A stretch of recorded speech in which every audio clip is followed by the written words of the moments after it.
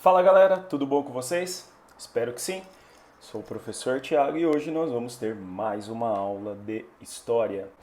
Pessoal, não esqueçam de curtir esse vídeo, de se inscrever aí no nosso canal e também de ativar as suas notificações.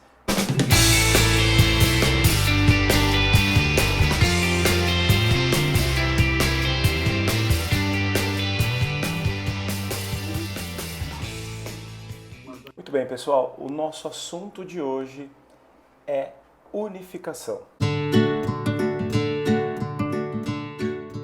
Hoje nós vamos falar tanto da unificação da Alemanha quanto da unificação da Itália. Como esse assunto é um assunto extenso, um assunto bem importante, dividiremos em duas videoaulas esse tema. Belezinha? Vamos lá então, vamos falar aqui da introdução. Muito bem, pessoal, para podermos entender ali o processo de unificação, nós precisamos entender primeiro o que estava acontecendo lá na Europa, aqui no século XIX.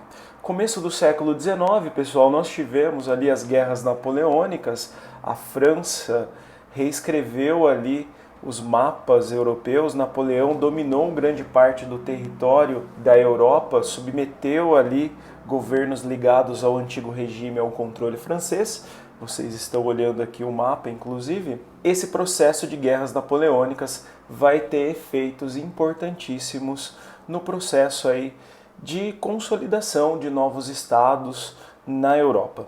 Em 1815, Napoleão tem a sua derrota decisiva, é exilado na ilha de Santa Helena, na África, e nós teremos ali a conclusão de uma reunião muito importante que foi o Congresso de Viena. O Congresso de Viena, galera, é formado por França e Inglaterra, que já têm governos liberais, já fizeram as suas revoluções burguesas, mas a imensa maioria desses países que venceram as guerras napoleônicas são países que defendem o antigo regime. Logo, o Congresso de Viena é marcado aí por um enorme conservadorismo. E nós destacamos aqui que na defesa desse antigo regime teremos dois princípios muito importantes. O primeiro é o princípio da legitimidade, que vai definir ali que as fronteiras deverão ser as de 1789. Então dá uma olhadinha no mapa agora. Você tem aqui uma nova organização para a Europa, uma nova organização territorial. E esse princípio da legitimidade também garante o retorno, galera, das dinastias que foram destronadas. Então os grupos que perderam o poder voltam agora a governar, as dinastias voltam a governar. As dinastias, obviamente, que defendiam o absolutismo, que defendiam o antigo regime. Bem, o outro princípio, galerinha, é o princípio do equilíbrio entre as potências. Então, com a ideia de evitar novos conflitos, o Congresso de Viena vai proibir qualquer ali movimento liberal, qualquer tipo de movimento separatista, de unificação, de emancipação, ok? Tudo em nome da conservação, então, do que, galera? Da conservação aí desses valores do antigo regime, da defesa aí desses princípios e também de evitar aí possíveis conflitos no futuro. Óbvio, pessoal, que esses princípios conservadores, eles vão de encontro à ascensão do liberalismo, da Revolução Industrial, e quando ocorrer esse choque, nós teremos, então, uma série de revoltas, uma série de revoluções. No caso das unificações da Itália e da Alemanha, devemos levar em consideração também alguns aspectos bem importantes desse período. Primeiro deles, nós estamos aqui a partir de 1830, 1850, na segunda Revolução Industrial. Você está olhando um gráfico aqui, inclusive, né, do crescimento da produção industrial entre esses países. Por que isso é importante? Porque esses valores aí, essa revolução industrial, esses valores liberais, serão carro-chefe para o processo de unificação da Itália e também da Alemanha. que está acontecendo, pessoal? É simples e é muito importante que vocês entendam.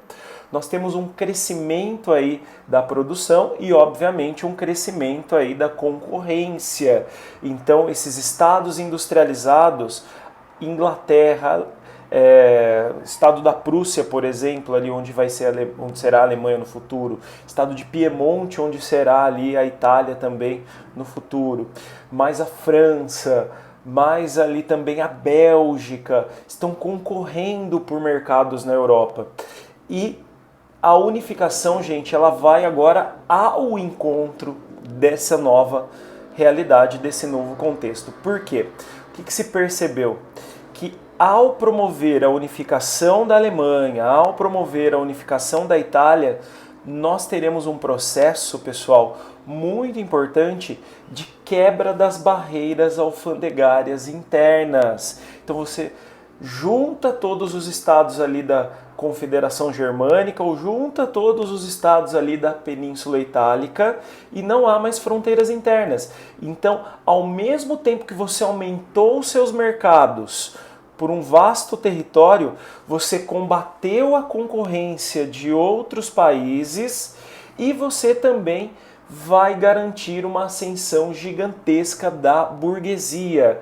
Então, notem, pessoal, notem que esse processo de unificação, tanto na Itália quanto na Alemanha, é um processo que vem de cima para baixo, ok? Da elite para a população.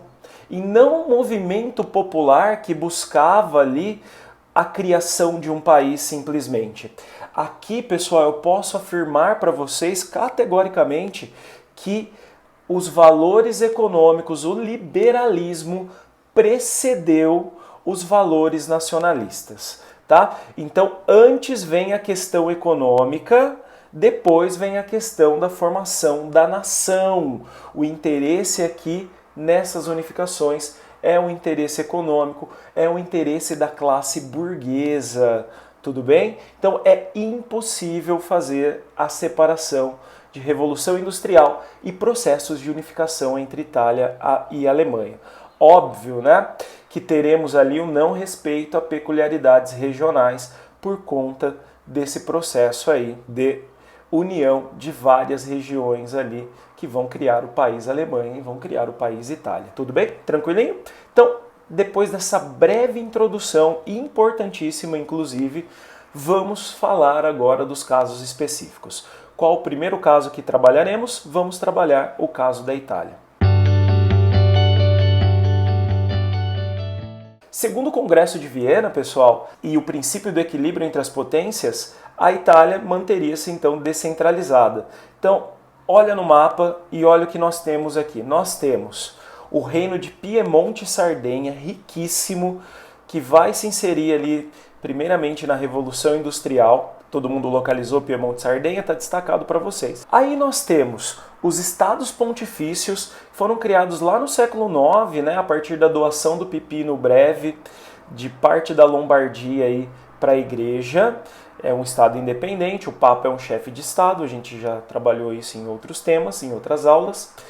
E você tem o reino das duas Sicílias, um reino agrário, um reino pobre. Outras regiões ali importantes, ó, lá no norte, Lombardia e a região de Veneza, a região ali de Veneto, ó. Essas regiões estão anexadas pela Áustria.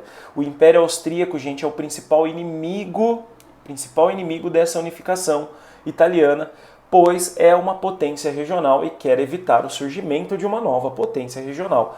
Vale lembrar que quem rivaliza como potência continental aqui na Europa é a França, tá? Quem rivaliza, obviamente, com a Áustria. Então, o que eu disse para vocês? 3 estados independentes, Piemonte e Sardenha, estados pontifícios, reino das duas Sicílias. Lombardia e Veneza estão anexadas à Áustria. Essa região roxinha aí no mapa, ó, onde você tem Parma, Florença ali, a Toscana de forma geral, são muito influenciadas também pelo governo austríaco. Então é tudo isso que vai passar pelo processo de unificação. Por volta da década de 1830, nós teremos a proliferação de sociedades secretas, de grupos aí que lutam por uma Itália unida, tá? há três tendências para promover essa unificação. Uma tendência que defende ali a unificação a partir da igreja, a tendência religiosa, obviamente. Então, o Papa seria o chefe de Estado desse novo país que surgiria, desse novo Estado nacional. A tendência aí com menos adeptos. Aí você tem uma tendência republicana muito importante, né, liderada ali pelo Ranieri Mazzilli e depois pelo Giuseppe Garibaldi. Aqui o Giuseppe Garibaldi tinha um grupo muito famoso, o grupo dos Camisas Vermelhas, eram defensores do liberalismo, lutaram ali por criação de constituições em estados italianos, e essa tendência tinha forte apoio popular. Agora, qual é a tendência vitoriosa, gente? A tendência monárquica liderada por Piemonte e Sardenha, ok? A tendência monárquica defende ali uma unificação a partir do estado de Piemonte, uma unificação extremamente conservadora, ok? Mantendo ali um reino, mantendo a monarquia, colocando ali o rei de Piemonte como rei de toda a Itália. Essa é a tendência que será seguida, que terá um forte apoio aí da burguesia. Em 1848, pessoal, ano da famosa Primavera dos Povos, nós tivemos uma série de movimentos liberais, movimentos que exigiam, por exemplo, constituições. A Lombardia, com apoio de Piemonte, inclusive, tenta se separar ali da Áustria, não conseguem, a reação austríaca é violentíssima, há um ultimato ao reino de Piemonte e Sardenha, o rei Carlos Alberto vai ser obrigado a abdicar e quem vai assumir o trono é o seu Vittorio Emanuele II, ou Vítor Emanuel II aqui para nós do Brasil. Vítor Emanuel II é o rei que vai promover a unificação da Itália. Mas tenho que destacar para vocês esses dois caras que estão aparecendo aqui na sua telinha. Do lado aí esquerdo você tem o Camilo Benso, esse de óculos, pessoal. Camilo Benso vai ser o primeiro-ministro de Piemonte, o grande artífice desse processo, o grande herói desse processo de unificação. O outro grande herói, gente, é o Giuseppe Garibaldi, que vocês estão olhando aqui. Giuseppe Garibaldi, galera, que era casado inclusive com uma brasileira, a Anita Garibaldi, de Santa Catarina.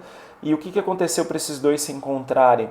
O Giuseppe Garibaldi, pessoal, ele é conhecido como herói dos dois mundos. Ele lutou aqui na Revolta Farroupilha, tudo bem? Esses dois são os grandes heróis da unificação italiana. Processo aí de unificação, gente. Então, a unificação se dá através da liderança ali do riquíssimo estado, de Piemonte e Sardenha. Nós teremos Camilo Benso, Conde Cavour, que eu apontei ali para vocês como grande artífice, com um projeto conservador e monárquico, e defendendo o chamado Risorgimento ou Ressurgimento, né? O Risorgimento, galera, é a ideia de promover uma unificação sem grandes transformações econômicas nem sociais. Então nós teremos a manutenção da estrutura econômica, a manutenção da estrutura social. Então é um grande recado para a burguesia. Qual é o recado? Vamos promover a unificação, vocês terão mais lucro, aumentarão o seu mercado, os seus mercados, terão acesso aí a outras regiões, vamos quebrar as barreiras alfandegárias, mas não vamos promover, por exemplo, reformas trabalhistas, reformas sociais. A adesão burguesa foi ali em massa. Num primeiro processo, nós teremos uma guerra contra a Áustria. Nessa guerra contra a Áustria, o Conde Cavour convence a França a lutar ao lado de Piemonte, mas antes de acabar esse conflito, Napoleão III, que era o imperador francês, se retira da guerra, força um tratado de paz, mas há um resultado positivo aqui para Piemonte, que vai anexar a Lombardia.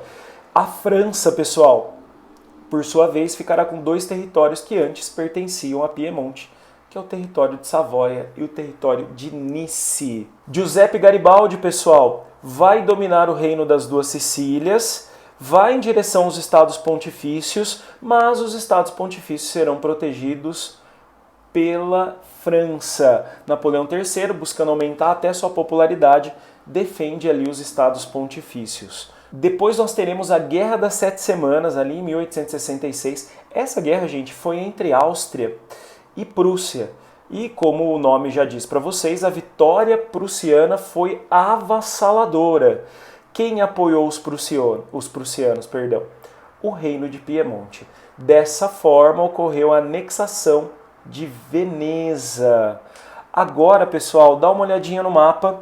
A única parte que falta para a unificação são os estados pontifícios bem no centro aí da Península Itálica.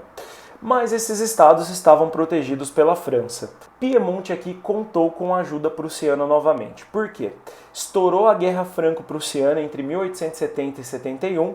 O exército prussiano era avassalador, avançou sobre a França e os soldados franceses que defendiam os estados pontifícios foram convocados para defender o seu país. E dessa forma, desprotegidos, nós teremos a anexação dos estados pontifícios ao Reino da Itália. Galerinha, completou-se a unificação italiana, ano 1870 nasce esse país. Tudo bem? Consequências, nós teremos aqui um desequilíbrio entre as potências europeias. Vale lembrar, pessoal, que esse desequilíbrio vai levar também à Primeira Guerra Mundial.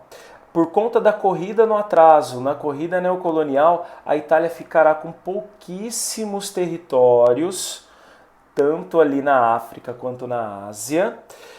Uma consequência interna muito importante é a enorme disparidade regional que vai acontecer aqui. Nós teremos uma imposição da unificação, eu já falei para vocês. Essa imposição, gente, não respeita as peculiaridades das outras regiões, principalmente da região sul. O norte vai continuar no seu processo de industrialização extremamente rico e o sul vai continuar no seu processo agrário e de pobreza, sendo explorado aí também agora pelo norte. Vocês sabem que essas marcas elas existem na Itália até hoje, né? De uma região mais rica no norte, até mais organizada, mais bem estruturada, e de um sul extremamente mais pobre. Tudo bem? Isso vai promover também aqui um processo migratório do sul para o norte e do sul para outras regiões como a América. Vale lembrar também que o desemprego estrutural causou migrações no norte, migrações aqui para a América. Só você lembrar do Brasil, gente, aqui na segunda metade do século XIX, principalmente nas décadas de 1880, 1890, nós tivemos a chegada de muitos italianos, ok? Muitos brasileiros são descendentes de italianos. Com a igreja nós teremos um problema, o Estado italiano está em conflito com a igreja não aceita a perda do seu território. Esse problema é chamado de questão romana e ele só será resolvido lá no ano de 1929, através de um acordo entre o Papa e o governante italiano da época, o líder ali, ditador fascista, Benito Mussolini. No Tratado de Latrão, que foi firmado aqui em 29, o Vaticano tornou-se um país, ganhou ali a sua independência, enquanto nós tivemos ali também um processo onde a igreja vai ter certos direitos, como a educação religiosa nas escolas e a obrigatoriedade do casamento civil. Mas o ponto principal, obviamente, é a questão da independência do Vaticano, no caso da questão romana. E o ponto principal dessas consequências, não esqueçam, o desequilíbrio entre as potências europeias vai levar à Primeira Guerra Mundial. Galerinha, primeira parte encerrada, vamos voltar para o vídeo 2 para falar agora sobre a unificação da Alemanha.